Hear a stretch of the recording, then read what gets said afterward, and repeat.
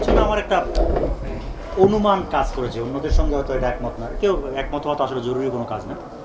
আমার একটা বিশেষ অনুমান কাজ করেছে, সেটা হলো যে আমরা একটা সামাজিক বা সিভিল সোসাইটি যেটাকে বলে, সেই সিভিল সোসাইটির প্রবলেমের মধ্যে আছে। সেটা হলো এই যে আমরা চাই বা না চাই, আমরা একটা পশ্চিমা ধাঁচের রাষ্ট্র কাঠামোর মধ্যে আছি, অথচ পশ্চিমা ধাঁচের রাষ্ট্র জ্ঞানভিত্তিক যে ধরনের সিভিল সোসাইটির উপর নির্ভরশীল, আমাদের এখানে সেই সিভিল সোসাইটি তৈরি হয়নি। এটা হলো আমার একটা প্রাইমারি অনুমান, যে জন্য আমি প্রথম 4টা পর্ব রেখেছি আসলে, বা কমপক্ষে প্রথম 2টা পর্ব। সেটা কি, এইটা আমি বহুদিন ধরে প্রচার করছি, এই জন্য আমি একটু সংক্ষেপে বলছি যে আমি মনে করি যে সিম্বলিক্যালি এই ঘটনাটা কোনো সোসাইটিতে ঘটতেই পারে না যদি সেই সোসাইটি ইউনিভার্সিটির ডোমিনেন্সে সময় না কাটায়।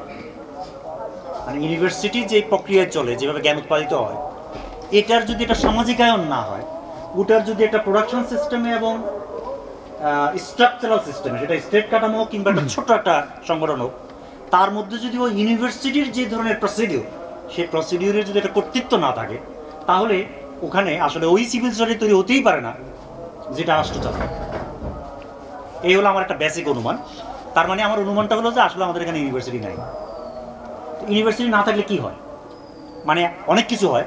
আমি যে বিশেষ দিকে যাচ্ছি সেটা হলো এই, ইউনিভার্সিটি না থাকলে পাবলিকলি দুটো ঘটনা ঘটে না। একটা হলো রিডিং হ্যাবিটটা তৈরি হয় না। আমি একদম চূড়ান্তভাবে মনে করি যে বাংলাদেশের মানুষের রিডিং হ্যাবিট নাই। আমি শুয়ে শুয়ে বই পড়ি, এটাকে আমি আসলে রিডিং হ্যাবিট বলছি না, এবং আমার ধারণা অনেকেই অন্তত অংশত একমত হবেন এবং বুঝতে পারবেন যে আমি আসলে কী বলছি। ওই রিডিং হ্যাবিটটা আমার বিবেচনায় এটা ইউনিভার্সিটি থেকে হয়। কেন ইউনিভার্সিটি থেকে হয়? ইউনিভার্সিটি থেকে হয় তার কারণ হলো, আমি সিম্পলিফাইড করে এই কথাটা প্রচার করে আসছি যে ইউনিভার্সিটিতে পড়ার একটা প্রাইমারি ব্যাপার হলো যে সে যে বিষয়টা পড়ছে সেই বিষয়ে সারা দুনিয়ায় যে ডোমিনেন্ট ডিসকোর্সগুলো আছে, সেই ডিসকোর্সগুলোর সঙ্গে সে পরিচিত হয়। এটা হলো ইউনিভার্সিটি পড়ার একদম প্রাইমারি সংজ্ঞা, যে কোনো একটা জিনিস পড়ছে সে সারা পৃথিবীর প্রধান ডিসকোর্সগুলোর সঙ্গে পরিচিত হয়। এর সঙ্গেই কনসিকুয়েন্টলি আমার সেকেন্ড প্রস্তাবটা যুক্ত, সেটা হলো এই, একমাত্র এই চর্চার মধ্য দিয়েই একটা সোসাইটি ইনারলি ডেমোক্রেটিক হতে পারে, অন্য কোনোভাবেই সম্ভব নয়। কারণ বাই ডিফল্ট এটা একজনকে culturally, it may be conscious or unconscious process, কিন্তু কালচারালি তাকে ভাবতে বাধ্য করে যে একটা মাত্র মত নাই, দেয়ার আর মেনি অপিনিয়ন্স। মানে এটা হলো আমার একটা পূর্বানুমান, যে অনুমান থেকে আমি এর পরের ধাপে যাচ্ছি, যে সেটা হলো যে আমাদের এখানে রিডিং বলে যে একটা প্রসিডিউর গত 400-500 বছর ধরে সারা পৃথিবীতে নানানভাবে থিওরিটিক্যালি প্র্যাকটিক্যালি ডেভেলপ করেছে, এই ব্যাপারটা আমাদের এখানে একেবারেই সামাজিকভাবে প্রতিষ্ঠিত হয়। রিডিংয়ের সংকট আমি প্রতিনিয়ত রাজনীতিতে তো বটেই, যারা রাজনৈতিক সংস্কৃতি উৎপাদনের কাজ করছে মেইন স্ট্রিম মিডিয়া এবং নানান ধরনের সোশ্যাল মিডিয়ায়, আমি তাদের প্রত্যেকের মন্তব্যের মধ্যে, অলমোস্ট প্রত্যেকের, আমি একদম এক্সস্টিভলি সবার কথা বলবো না, যে অলমোস্ট প্রত্যেকের লেখার মধ্যে, উচ্চারণের মধ্যে, পক্ষপাতের মধ্যে, তার ইন্টেনশনের মধ্যে, সে যেভাবে কাউকে পার্সু করতে চায়, মোটিভেট করতে চায়, তার মধ্যে প্রতিনিয়ত দেখতে পাচ্ছি। আমার মনে হয় যে আমাদের এখানে যে উটকো মতের একটা ভয়ঙ্কর প্রতাপ, কোনো প্রকার ভিত্তি ছাড়া এবং লম্বা ন্যারেটিভ তৈরি করা ছাড়া অনবরত মত প্রদান করা, আমাদের এখানকার যে ডোমিনেন্ট বুদ্ধিভিত্তিক তৎপরতা, আই রিপিট, মত প্রদান করা আমাদের এখানে যে ডোমিনেন্ট বুদ্ধিভিত্তিক প্রবণতা, এটার আমার বিবেচনায় প্রধান কারণ হলো রিডিং হ্যাবিটের অভাব। হাউ টু রিড, এই ব্যাপারটা আমাদের এখানে কালচারালি এস্টাবলিশ না, প্রতিষ্ঠিত নয়। স্রেফ এই কারণে, ব্যাপারটা এই নয় যে এই পদ্ধতির মধ্য দিয়ে কাউকে রিডিং সম্পর্কে ওয়াকিবহাল করা সম্ভব, কিন্তু এই ব্যাপারটাতে নজর দেওয়ার জন্যই আমি আসলে এই প্রথম দুটো ব্যাপার রেখেছি। একটা হলো যেটাকে আমি বলছি টেক্সট রিডিং। টেক্সট রিডিংয়ের আইডিয়াটা আমি নিয়েছি হলো 1920-এর দশক থেকে বিকশিত নিও ক্রিটিসিজম বলে একটা লিটারেরি রিডিংয়ের আইডিয়া থেকে। যদিও এটা প্রবল প্রতাপ অর্জন করেছিল দ্বিতীয় বিশ্বযুদ্ধের পরে, 1945-এর পরে, কিংবা আরও ভালোভাবে দ্বিতীয় বিশ্বযুদ্ধের পরে আমেরিকান ইউনিভার্সিটিগুলোতে। এটা ছিল একটা অত্যন্ত প্রতাপশালী সাহিত্য পাঠের ধরন, যেখানে টেক্সটকে সেন্টার করে যাবতীয় রিডিং করতে হবে বলে তারা প্রেসক্রাইব করেছিল, এবং সেই প্রেসক্রিপশনে ব্যাপক পরিমাণে খুবই সূক্ষ্ম প্রচুর পাঠ পদ্ধতি প্রস্তাবিত হয়েছিল। It acted very actively since 1970s। 70s পরে এটা দুর্বল হয়ে পড়েছে, সেটা আমি একটু পরে বলছি। তার আগে বলি যে এর আগে বই পুস্তক পড়ার প্রধান ধরনটা কেমন ছিল। 1920-এর দশকের আগে আমি শুধু একটা মন্তব্য করি যে 1920-এর দশকে বড় ঘটনা ঘটেছিল যে নানান কারণে ইংল্যান্ডের ইউনিভার্সিটিগুলোতে লিটারেচার একটা একাডেমিক ডিসকোর্স হিসেবে ডেভেলপ করেছিল। এই প্রসঙ্গে এডওয়ার্ড সাইদের ছাত্রী খুব গুরুত্বপূর্ণ কাজ করেছিলেন। এডওয়ার্ড সাইদের নিজেরও ইয়ে আছে, আর যারা একটু হাতের কাছে পেতে চান তাদেরকে বলি, টেরি ইগলটনের খুব বিখ্যাত বই, আসলে যদিও introduction, Literary theory and introduction, কিন্তু এটা আসলে তার প্রধান বই। টেরি ইগলটনের এই বইয়ের ফার্স্ট চ্যাপ্টার এটা নিয়ে নেয় যে কীভাবে ইংরেজি সাহিত্য একটা ডিসিপ্লিন হিসেবে ডেভেলপ করেছে। তো সেটার একটা ব্যাপার আছে, কিন্তু তার আগে তো মানুষ লিটারেচার পড়তো। আর আমরা জানি যে আসলে লিটারেচারের ক্লাসিক যুগ ছিল 19th century, because 19th century ছিল হলো লিবারেল ডিসকোর্সের সবচেয়ে উত্তুঙ্গ সময়, এবং লিটারেচার আসলে বাই ডিফল্ট একটা লিবারেল জিনিস। আসলে লিবারেল ডিসকোর্সের পতন হওয়ার সঙ্গে সঙ্গে সারা পৃথিবীতে লিটারেচার হিসাবে পড়ার ব্যাপারটা আসলে মার খেয়ে গেছে, এবং গত 60-70 বছর ধরে লোকে আর লিটারেচার হিসেবে পড়ে না। নানান বিচিত্র ব্যাখ্যা দেয়, কিন্তু আমি একটা সরলভাবে এটা নিজে বোঝার জন্য আমি এইভাবে ব্যাখ্যা করি যে এটা আসলে লিবারেল ডিসকোর্সের পতন এটা প্রধান কারণ। কারণ লিটারেচার আসলে বাই ডেফিনেশন একটা লিবারেল ব্যাপার। তো লিবারেল ব্যাপারের মধ্যে সবচেয়ে গুরুত্বপূর্ণ ব্যাপার ছিল যে ব্যক্তির অসীম সম্ভাবনার মধ্যে ব্যক্তির মধ্যে এমন জ্ঞান গরিমা, বুদ্ধিবৃত্তিক স্বচ্ছতা, রুচিগত সাবলাইম সমুন্নতি জন্মাতে পারে যে সেটা আম জনতার কখনোই মানে আয়ত্তের মধ্যে আসবে না। এটা কিছু ব্যক্তি, আসলে কিছু ব্যক্তি না, ওরা একজন ব্যক্তিই বলতো, কিছু ব্যক্তি বলাটা পরে শুরু হয়েছে। ওরা বলতো যে ব্যক্তি এভাবে বিকশিত হবে, ব্যক্তি অলওয়েজ এরকম গিফটেড হতে পারে। তো গিফটেড হলে তার মধ্যে ওই ধরনের জ্ঞান তৈরি হবে, ওই ধরনের প্রজ্ঞা তৈরি হবে, ওই ধরনের সৌন্দর্য রুচি তৈরি হবে, তারা সেটা লিখবে।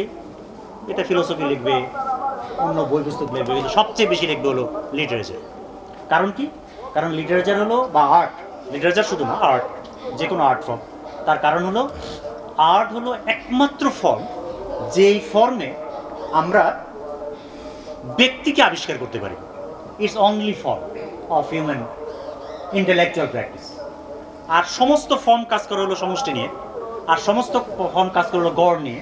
একমাত্র আর্ট কাজ করে ব্যক্তিকে নিয়ে, কিন্তু ব্যক্তিকে নিয়ে কাজ করলেও তার সামষ্টিক ব্যাকগ্রাউন্ড থাকে।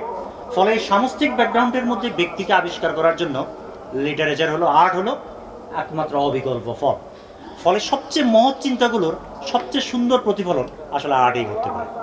এটা ছিল লিবারেল ডিসকোর্সের এই একচেটিয়া লিটারেচার প্রাধান্য সমস্ত পৃথিবীতে, এবং 19th সেঞ্চুরি কলকাতায়ও লিটারেচার প্রাধান্যের প্রধান ফিলোসফিক্যাল ব্যাকগ্রাউন্ড। এখন যদি আমরা এটা ধরে নিই, এটা যদি আমরা গিভেন ধরে নিই, তাহলে পরের ধাপে তাহলে ব্যক্তি অত্যন্ত গুরুত্বপূর্ণ হয়। ব্যক্তির জীবন কেমনে বিকশিত হয়েছে, কেমনে সে এত মহৎ প্রতিভা হলো, শেক্সপিয়ার কেমনে মানুষের এত কথা জানলো, এগুলো খুবই গুরুত্বপূর্ণ হয়ে উঠছে। আর গুরুত্বপূর্ণ হয়ে ওঠা মাত্র জীবনই খুব গুরুত্বপূর্ণ হয়ে উঠবে। এবং 19th সেঞ্চুরিতে 18th সেঞ্চুরিতে জীবনের যে প্রবল প্রতাপ, সেটার ব্যাকগ্রাউন্ডে এটা ওই জীবনী ধরে লিটারেচার পড়ার যে পূর্বতন রেওয়াজ, সেটা আসলে একদম কমপ্লিটলি লিবারেল ফিলোসফি থেকে এসেছে, আমরা অনুমান করতে পারি। কিন্তু 20th সেঞ্চুরিতে আসলে এই লিবারেল ব্যক্তির ক্ষয় শুরু হয়েছে 100টা কারণে। আমরা সেই আলোচনায় আমরা যাব না, কারণ আমরা মডার্নিস্ট, পোস্ট মডার্নিস্ট এবং হাই মডার্নিস্ট আলাপে এগুলো আমরা বিস্তর দেখেছি, বিস্তর পড়েছি। ওই ক্ষয় শুরু হওয়ার সঙ্গে লিটারেচার পড়ার এই যে বড় শিফটটা ঘটলো 1920s-এ, এটা একটা গভীর যুগ আছে। ও বলছে না, দরকার নাই, ব্যক্তিকে বোঝা খুবই কঠিন, এবং ব্যক্তি ভালো মন্দ এগুলো ডিফাইন করা খুব কঠিন। ব্যক্তিকে দিয়ে আমরা লিটারেচার পড়বো না, বেটার আমার হাতে টেক্সট আছে, এই টেক্সটটা আমি যদি ঠিকমতো অনুসরণ করি তাহলে আমি মোটামুটি পুরো ইনফরমেশনটা পাবো। এই ইনফরমেশনটা পাবো আমি একটু বলে রাখি, খুবই যদিও খুব জটিল ব্যাপার নয়, বলে রাখি এই অনুমানের পিছনে একটা অত্যন্ত বড় অনুমান কাজ করেছে। সেটা হলো যে ল্যাঙ্গুয়েজ একটা মিনিং কনভে করে। আমরা পরে দেখবো যে এটা 1970s পরে পুরোপুরি ভেঙে গেছে, ফলে এই অনুমান আর কাজ করতেই পারে না যে আমি একটা টেক্সট থেকে অর্থ উদ্ধার করতে পারবো। কিন্তু 1920s এটা ছিল প্রধান ব্যাপার, এবং তখন এই নিও ক্রিটিসিজম ব্যাপকভাবে ডেভেলপ করেছিল যে আমরা টেক্সট পড়বো, আমরা ব্যক্তিকে চিনি না, কে কী লিখছে এটা আমরা জানি না, কী লিখতে চাইছে আমরা এগুলো জানি না, আমার কাছে টেক্সটে যা আছে আমি সেটাই পড়ব।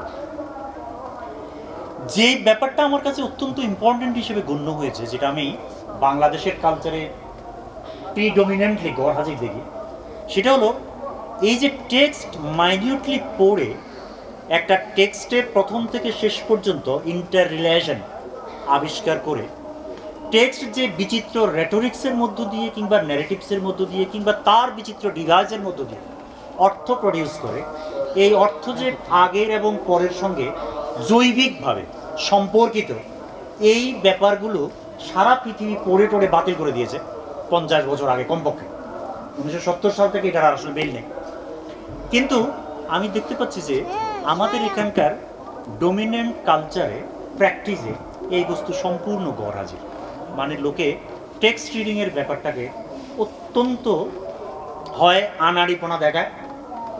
এটা আমরা একদম, আপনারা যে কারো আপনাদের অভিজ্ঞতা থাকতে পারে যে আমরা এটা বুঝতে পারবো যে কোনো গ্রন্থ আলোচনার সভায়, যে হয়তো ঢাকার একদম সেন্ট্রাল কোনো একটা প্রোগ্রামে 10টা বই নিয়ে আলাপ হচ্ছে বা 5টা বই নিয়ে আলাপ হচ্ছে, এবং আমরা দেখবো যে একটা বই কীভাবে করতে হবে সেটা প্রাইমারিলি 14 আনা লোকের আসলে জানা নেই।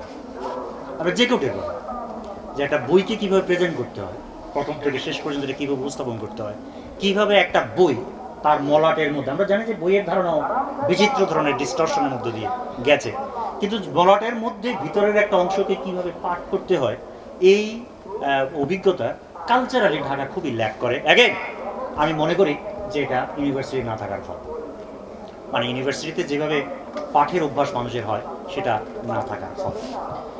আমার বক্তব্যটা হলো এই, আমেরিকায় এই নিও ক্রিটিসিজমের চর্চাটা হয়েছিল পরে ক্লোজ রিডিং নামে, যেটা আমি নিজে আমার প্রথম বয়সে, ওই যে কচিবায় আমার যৌবনকালে বলে যেটা বলেছিলাম, সেই বয়সে আমি নিবিড় পাঠ বলে বিভিন্ন গল্প উপন্যাস পড়তাম এইভাবে, মানে ক্লোজ রিডিংয়ের বাংলা করেছিলাম নিবিড় পাঠ। মানে হলো টেক্সটের মধ্যে কনসেন্ট্রেট করে তার ডিভাইসগুলো পরীক্ষা করে, তার রেটোরিক্যাল যে টেকনিকগুলো আছে সেগুলো পরীক্ষা করে প্রথম থেকে শেষ পর্যন্ত এবং শেষ থেকে প্রথম পর্যন্ত এইভাবে গিয়ে একটা টেক্সটের মধ্য থেকে অর্থ উৎপাদন করা। এটা হলো নিও ক্রিটিকদের পদ্ধতি, ক্লোজ রিডিংয়ের পদ্ধতি। আমি একটু মানে আপনারা যারা আছেন তাদেরকে মনে করিয়ে দিতে চাই কিংবা সাবধান করতে চাই যে এই ব্যাপারটা, এই প্র্যাকটিসটা আমাদের দেশে হয় নাই কিংবা খুব সামান্য পরিমাণে আছে, কিন্তু এটা খুব জরুরি জিনিস। কেন জরুরি জিনিস সেটা বলছি খুব সংক্ষেপে, বা হয়তো আপনারা আন্দাজ করতে পারছেন। 1970-এর দশকের পর থেকে এই বস্তু আসলে ভেস্তে গেছে। ভেস্তে যাওয়ার কারণটা অত্যন্ত পরিষ্কার, একটা আমি আগেই বলেছিলাম, সেটা হলো এই যে ভাষা সরাসরি কোনো একটা অর্থ কনভে করে, আমরা জানি যে এই কথাটা বাতিল হয়ে গেছে। আসলে বিচিত্র কারণের লোকে দেখলো যে আসলে ভাষা সরাসরি কিছু কনভে করে না। ভাষার কাজের 100 রকম পদ্ধতি আছে, এবং সে মিনিং তৈরি করে খুবই কন্টেক্সচুয়ালি, খুবই তার চারপাশের নানান উপাদানের সাপেক্ষে অর্থ তৈরি করে, এবং সে যা বলে তার চেয়ে অনেক কিছু বলে না, অনেক কিছু গোপন করে, ইত্যাদি নানান কিছু, সেটা আমরা জানি। এবং তখন স্ট্রাকচারালিজমের পরে পোস্ট স্ট্রাকচারালিস্টরা এবং ডিকনস্ট্রাকশনিস্টরাও বেশ আসর জমিয়ে বসেছে, এবং আমরা জানি যে এরা কেউ আসলে টেক্সটের মধ্যে থাকার ব্যাপারটাকে আর প্রায়োরিটাইজ করছিল না, বরং এটাকে একটা বালগিল্য মনে করছিল, এবং নানান কারণে শুধু টেক্সটের মধ্যে সীমাবদ্ধ থাকাটা বাতিল হয়ে গেল। কিন্তু যেই কথাটা কম উচ্চারিত হয়, অনেক বেশি উচ্চারিত হওয়া উচিত, সেটা হলো টেক্সট রিডিংয়ের কিংবা যে কোনো রিডিংয়ের। আমরা এখন টেক্সট আর বলবো না, কারণ আমরা জানি যে টেক্সট আর বই হিসেবে নাই। যে কোনো কিছু টেক্সট, যে কোনো সজ্জা কিংবা উপস্থিতি, যে কোনো কিছু টেক্সট। তো সেই টেক্সট রিডিংয়ে অন্য অসংখ্য পদ্ধতি ডমিনেন্ট হলেও, ধরা যাক ডিসকোর্স অ্যানালাইসিস খুবই ডমিনেন্ট, সেমিওটিক্যাল অ্যানালাইসিস খুবই ডমিনেন্ট, কালচারাল অ্যানালাইসিস খুবই ডমিনেন্ট, নিউ হিস্টোরিসিজম খুবই ডমিনেন্ট। আমি যদি মেইন স্ট্রিমগুলো বলি, এছাড়া পেরিফেরিতে আরও প্রচুর আছে। প্রত্যেক 10 বছর পরেই আসলে মোটামুটি একটা বড় জিনিস চেঞ্জ হয়ে যায়। এই অসংখ্য ব্যাপার বাজারে আসলেও এবং সেগুলো অত্যন্ত উপযোগী প্রমাণিত হলেও ক্লোজ রিডিংয়ের গুরুত্ব কিন্তু কমে। এই কথাটা আমার ধারণা ঢাকায় খানিকটা অনুচ্চারিত রয়ে গেছে। এখানে যারাই খুব বুদ্ধিমান, আমি ইতিবাচক অর্থেই বলছি, যারা বিচিত্র বিষয়ে নতুন নতুন মন্তব্য করতে পারে, চৌকস মন্তব্য করতে পারে, তারা ডিকনস্ট্রাকশনের সুবিধাটা নেয়। কিন্তু ডিকনস্ট্রাকশন পশ্চিমে যারা করেছে, তারা যে নিউ ক্রিটিকদের চেয়ে মাইনিউটলি টেক্সট পড়ায় ওস্তাদ ছিল, ওই কথাটা উল্লেখ করে না, জানেও না, প্র্যাকটিসের মতো না। আমার কাছে এই প্রসঙ্গটা উত্থাপন করার মূল মোদ্দা কথাটা লেগে এই বাক্যটা, যে আমরা মদ তৈরি করছি যেগুলো খুব ইন্টারেস্টিং, উৎপাদন করছি। বিশেষ করে আমরা সবাই জানি যে ফেসবুকের কল্যাণে আমাদের পুরো কনসেন্ট ক্রিয়েটিং ব্যাপারগুলো চেঞ্জ হয়ে গেছে, অ্যাক্টিভিজমের কনসার্নগুলো চেঞ্জ হয়ে গেছে, এবং সেখানে আমরা ওই পোস্ট 1970s যে রিডিং প্রসিডিউর, সেটার পূর্ণ সুবিধা নিচ্ছি। সন্ত্রাস তৈরি করা, বিশৃঙ্খলা তৈরি করা, সম্পূর্ণ out of the court reading কিংবা মন্তব্য হাজির করা, সম্পূর্ণরূপে আমরা বলবো যে টেক্সটের বাইরে কনটেক্সটকে প্রায়োরিটাইজ করা, এফবি সুবিধা, এগুলো প্রত্যেকটাই আসলে পোস্ট 1970s রিডিং থিওরির মধ্যে পড়ে। ওরা এগুলো বিস্তৃত ব্যাখ্যা করেছে। এই সুবিধাগুলো আমরা নিচ্ছি, পোস্ট মডার্ন অ্যাটিটিউডের সুবিধাগুলো আমরা নিচ্ছি, কিন্তু আমরা একদম আসলে লোককে প্র্যাকটিসের মধ্যে দেখি না, বলতেও শুনি না যে দেরিদা, ধরা যাক এগুলোর বাপ, দেরিদা তার প্রত্যেক লাইনের পিছনে পশ্চিমা সেমিনাল টেক্সটগুলো কি ভয়ঙ্কর রকম মাইনিউটলি পড়ে, টেক্সচুয়াল রিডিং করে তারপরে সেই লাইনে গেছে। তার মানে আমি শুধু এই বিষয়টা, এই আমার চূড়ান্ত বাক্যটাই হলো এটা, আই রিপিট, যে রিডিংয়ের ক্ষেত্রে অফিসিয়ালি টেক্সট রিডিংয়ের ব্যাপারটা হাস্যকর হয়ে উঠেছে, কিন্তু আসলে এটার গুরুত্ব অন্য দিক থেকে আগের চেয়ে বরং বেড়েছে। আমি যে ধরনের দৃষ্টিভঙ্গিতে যাই না কেন, আমাকে অবশ্যই মাইনরিটি টেক্সটটা করতেই হবে। ফলে নিউ ক্রিটিসিজমের টেকনিকগুলো, how a part of a text is internally and organically connected with the whole part of the text, এই ব্যাপারটা উদ্ধার করার জন্য নিও ক্রিটিকরা যে সমস্ত পদ্ধতি বাতলেছিল, এই ব্যাপারগুলোর গুরুত্ব আমি মনে করেই দিতে চাই আগের চেয়ে মোটেই কমে না। যদিও না মতো ওই ব্যাপারটা আসলে পশ্চাৎপদ হয়ে গেছে। আমি আর কথা বাড়াচ্ছি না, মানে এই পয়েন্টটা আমি কেন রেখেছিলাম শুধু সেটা ব্যাখ্যা করলাম। কারো যদি ভিন্ন মত থাকে কিংবা কারো যদি অন্য কোনো বয়ান থাকে, তাহলে সেটা বলার জন্য আমরা এখন খানিকক্ষণের জন্য ফ্লোর ওপেন করতে পারি। একটা হলো যে আপনি ধরেন বাংলাদেশে ইউনিভার্সিটি গড়ে ওঠেন বিক্রিম, এবং এর মধ্যে কি বলে আমি সভ্যতা উপস্থিতি তো ব্যর্থ, কিন্তু আপনিও তো সেই ধরেন, তাহলে আপনি কিভাবে রিড করছেন, টেক্সট রিড করছেন? না, আমি টেক্সট রিড করছি কিনা সেটা আমি জানি না। এটা একেবারেই প্রাইমারি ধরনের একটা পুরনো কুটো বিতর্কের মধ্যে যেতে হবে আমাদের। কোনটা? সেটা হলো যে আমাকে ধরা যাক মানে সিনেমার ক্রিটিক করার জন্য সিনেমা বানাতে হবে কিনা, তারপরে হলো ফুটবলের ক্রিটিক করার জন্য ফুটবলার হতে হবে কিনা, এইটা এই দিকে যেতে আমরা সেটা যেতে চাচ্ছি না। আলোচনা আপনি জানেন যে এই এলিমেন্টারি ডিবেট আমরা করব, কিন্তু আমি নিজে দুইটা ওয়েস্টার্ন একাডেমিতে নিজেও ট্রেন মাস্টার্স করে এবং সেগুলো টপ 50-র মধ্যেই আছে।